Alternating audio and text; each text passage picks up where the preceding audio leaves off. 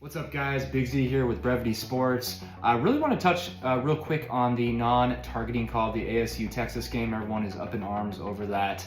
But really want to just share a quick opinion with you and some insight maybe as to why the ref didn't call that. So I just really want to highlight and really focus on a couple points of the actual rule. I'm going to read it right here from the NCAA rulebook.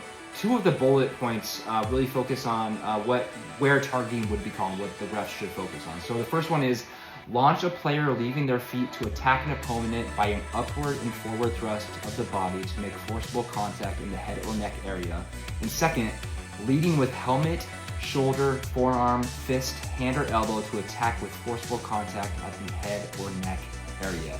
So I'm not sure if you guys are aware, but with 5 minutes left in the game, Texas had the ball and Quentin Ewers threw an interception. And the ASU defender, I believe it was a safety, he clocked the wide receiver. As you guys know, targeting and all other penalties are very, very subjective to the ref and their crew, right? And so they may interpret things in the rule book a little bit differently. But if you look at the rule book by the letter of the law, that is targeting, right?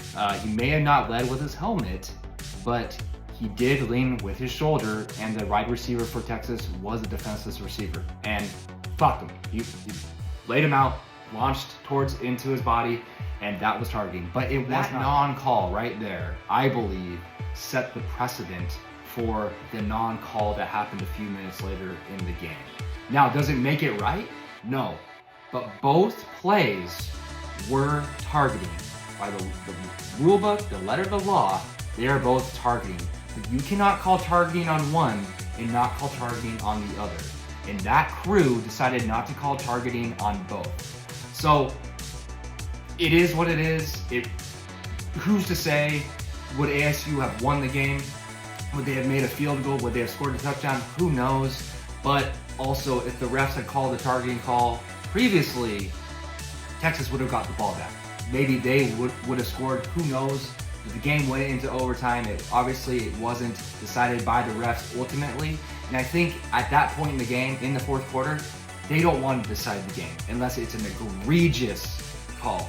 But just want to bring balance there, bring different perspectives, one that people aren't talking about against one that people are talking about. So hope you guys have a good night. Enjoy your new year.